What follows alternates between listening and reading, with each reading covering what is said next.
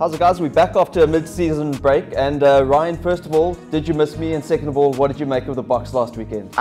First of all, I missed you greatly, but I was comforted by the fact that you're in your home city and you got to see your family and all of that type of thing. So I welcome you back to the greatest city in South Africa. But I mean, on the second point, the Boks worried me a little bit, but not so much that we should overreact. Yeah, and I think as we were just chatting about off air, the big debate obviously is again revolving around Pollard and Elton, you know, who's the best fly half. But I want to move a little bit beyond that and just go, you know, I've written it in my column as well. We should be supporting both of these players. But beyond that, if we can just look objectively at what the Boks are trying to achieve, for me what's really stood out about them is that there's a clear sign of innovative change in terms of their attack. And, you know, seeing guys like Faf de Klerk with little box kicks over the top for Jantjies and the rest to chase, Vrede coming in at fly half or at least at first receiver, bringing a little bit of a different dimension to the attack. It's all encouraging to me. But I think the Boks are looking to play a quick tempo game with Faf de Klerk at scrum half. And Pollard for me is the perfect then foil to that as the first receiver or the fly half, because he's got the size and the strength. So he can take the ball to the line and he can really challenge defenses, which I just think is what suits his game and not Elton's. That's, if you look just objectively, kind of why I think Pollard's still the man. Yeah, I think we probably need to take a step back to understand the context of what we're speaking about. So if you think about our best Super Rugby franchises, right? Most recently been the Lions, who've built, despite what people say, have built their game plan on fairly pragmatic tactics, dominance through the forwards, and when Faf was there, a good box kicking game and kind of putting pressure on the opposition territorially. But if you look even further back than that, if you look at the 2007 Bulls, 2009 and 10 Bulls, actually the Bulls through that little period in the mid 2000s, those game plans were all based on what we described now, right? So I think tactically, it's the direction that South African rugby, broadly speaking, should go. So they earn the right to play wide. Plum always used to say at the Sharks that you earn the right to play an expansive game, and you earn the right by dominating in the forwards. So the challenge for the Springboks now is to dominate in the forwards consistently, so they can play the high tempo game, so that they can open up, create broken field opportunities, or attack a defensive line that is unset. I don't want to get too technical, but that's really what they're trying to achieve. That's what encourages me. The execution of that is questionable at this point, I think. But that's not something that can't be remedied fairly quickly. And that's what's encouraged me through the England series, and then last week, you and I would both agree that's not the best performance that we've seen from the Springboks. But again, they rallied from behind, and once they started to implement their game plan consistently, Argentina just didn't have an answer, right? And so that's what's encouraging me about the Springboks at this point. Pollard, in that context, is critical.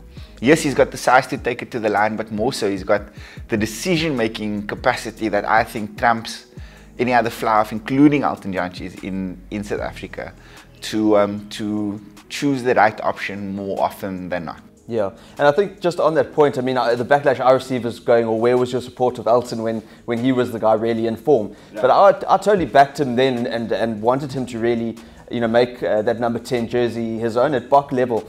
But, you know, things change, and just looking at the way I think the Boks are evolving now, and in terms of the style of play under Rassie, you know, there's no going away from the fact that Pollard, as the guy who can take the ball flat and really, you know, challenge physically, just makes him better suited. Yeah, I think so. I think more so, Craig, that one, I wouldn't ever be apologetic about an opinion that I held, because opinions evolve and things change.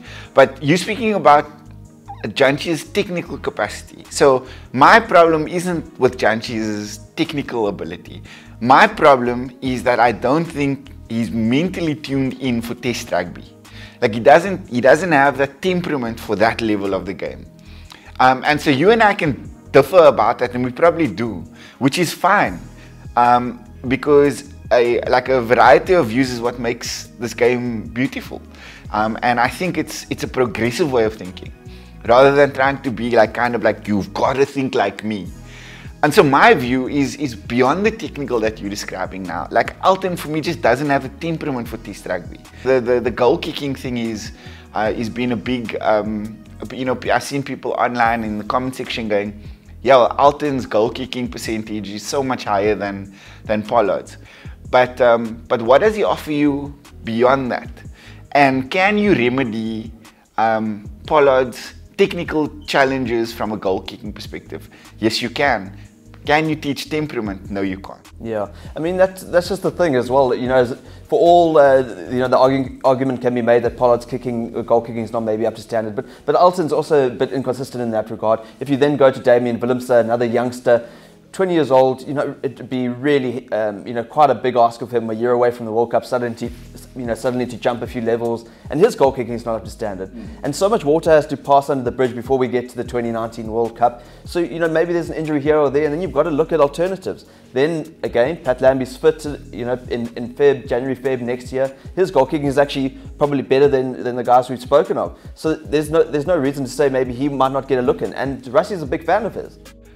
I differ with you on the premise of your point, and I said this in my video last week. I think there's an obsession with the World Cup, and to an extent I understand it, but for me, you need to be making decisions that win you a test match on a Saturday, and then in that week leading up to the test match on the next Saturday, you make the decisions that you feel are going to contribute to you winning that match then. So the World Cup for me, in the context of a 4-year cycle, I'd rather have us winning more tests and potentially losing a World Cup, which really can come down to a number of different factors. You can have injuries in the lead up to the tournament, at the tournament, a bad refereeing decision can see you on the flight home. So we place so much stock in this tournament that happens every 4 years. That for me is like beyond like I can't understand it. I don't understand it. So I'd rather us having us make decisions week to week to win us test matches consistently. And so if that means that you pick Damian Willemse to play the All Blacks, it's because you feel like he's the fly-half to beat the All Blacks. Not because you see a tournament in Japan in 2019 as the end goal. I don't get that. So that's what I want to drive our decision making. So like I said, I do understand the obsession with the World Cup, because for some people, for many people, it's how you measure the great teams, right? For me, it's not. Yeah, I mean we've seen that the All Blacks are consistent, you know, year in and year out, and between World Cups and then at the World Cup too. We're striving to get to that point. And the World Cup is a byproduct of their consistency. Sure. So we've got to go step by step. I'm encouraged by the building blocks that are in place. And then this Saturday, obviously another important hurdle will be to really test the Boks away from home. And Argentina and Mendoza has not always been a happy hunting ground for the Boks. You know, I was there watching their first game there in 2012. They had to, you know, struggle to a draw. So I think the Boks are going to face a real test. You know, it's a hostile environment that they've got to face. But, you know, I think they're still comfortable winners, even though they didn't play that well last weekend. I think Argentina may be 5 points better at their home ground, but I still think the Boks will win by about 8. So this is definitely a team in transition. So for me, there's a difference between a team in transition that you can see the foundations are there to be a fairly dominant side.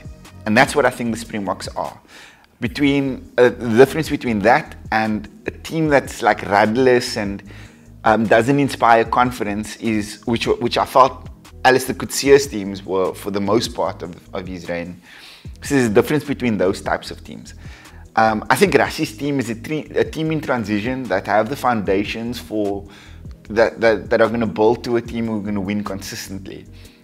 But in that period, you're going to get games like Saturday in Mendoza, from my point of view, where you're going to struggle because of the environment, because of the opposition, the history that we have there. I think, based on what I've seen from this particular Boks team, that they'd lose. It's going to be close, that they're going to lose in Mendoza on Saturday.